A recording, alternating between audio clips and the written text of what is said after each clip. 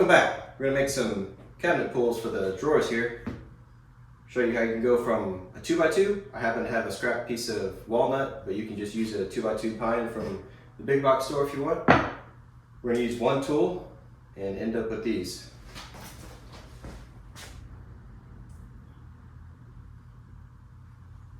Actually, I'm using two tools because I'm putting an edge on it with the router, but you don't have to do that. So let's get going. Shout out to Brad from Fix This Build That for the idea. What we're gonna do is, I just kind of arbitrarily marked where I thought the design of the handle should be. We're gonna cut one pass with the blade at 90 degrees on all these, and then we'll tilt the blade to 15 and we'll cut the other angle. And after that, that's it. A little cleanup if you want to, like I said, with the router.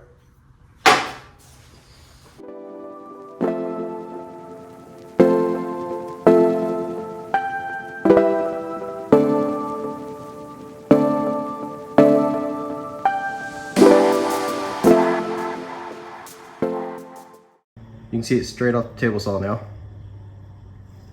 It's gonna go on the drawer, just like that. So if you don't have a router, you can just do that. You can sand up the edges a little bit. If you do have a router, you can put a little round over or whatever you like on the edge.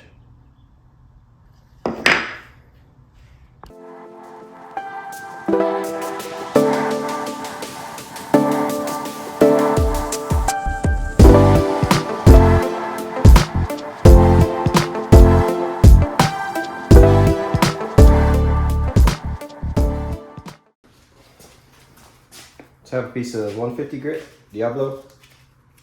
We're just gonna sand these up a little bit.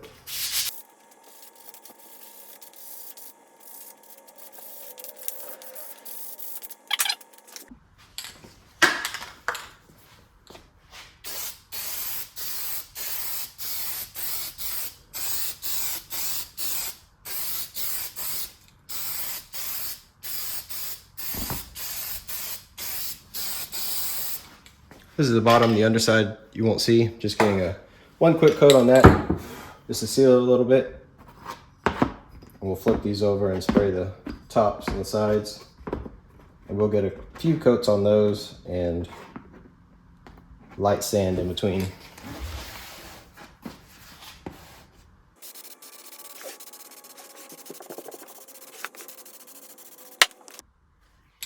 All right, we're using this Watco crystal clear lacquer.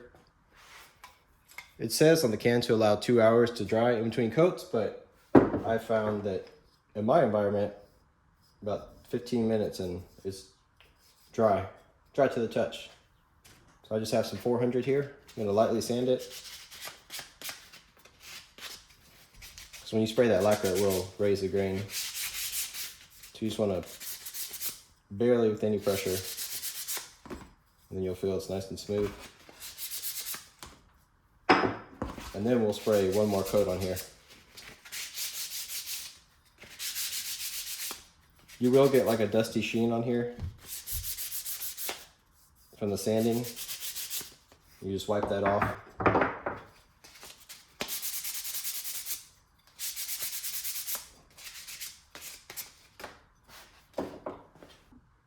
After you do that light sand, get you a tack cloth and just wipe any dust particles off before you spray it one last time.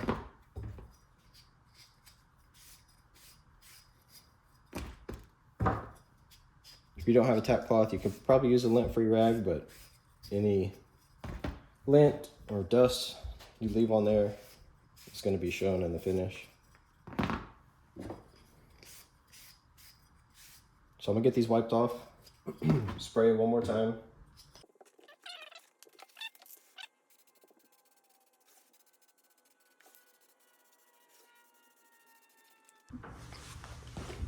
All right, see we got one installed here. Had to do a proof of concept before I was on video. So what I did was I marked the center vertically, horizontally, the 4-inch span, which will put me about a 1/2 inch, 3/4 of an inch from the end here, like so. And clamping this in place.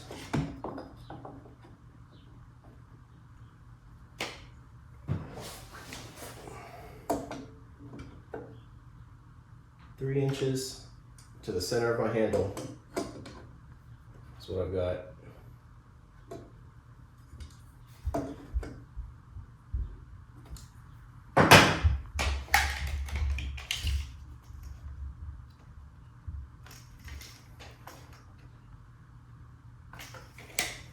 Measurements look the same.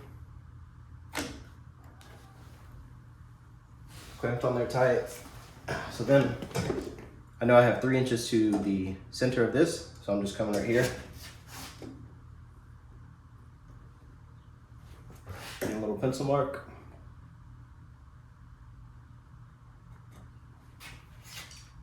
Same thing on this side. Little pencil mark.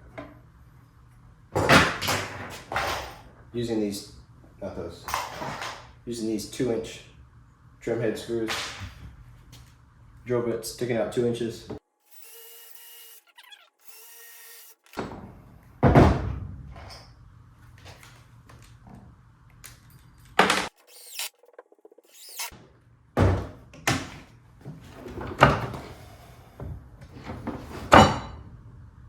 There we have it.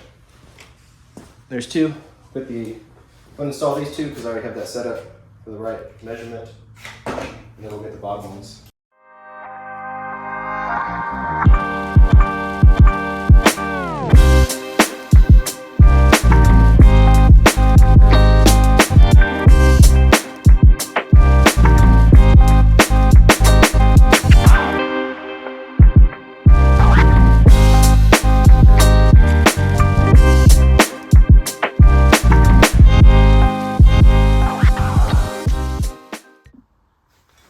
I had to get a little creative with this bottom one because my quick clamp obviously wouldn't reach the handle, so I just got a scrap board, got a clamp on both ends holding that handle in place.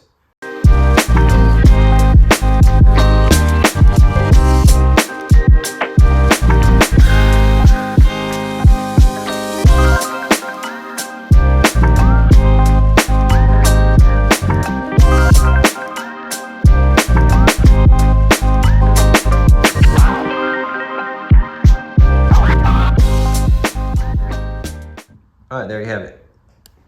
Handles all installed. Cost me $0. I already had the scrap walnut, but if you don't have the lumber, you could start with a 2x2, and you can get a 2x2 for probably $6, 8 foot long, which is way more than you need. You can probably get a piece of 2x2 by 2 foot for a couple of dollars. All you need is a table saw. I did use the router, but that's not necessary. So let me know what you think, what kind of videos you want to see. I'll see you next time.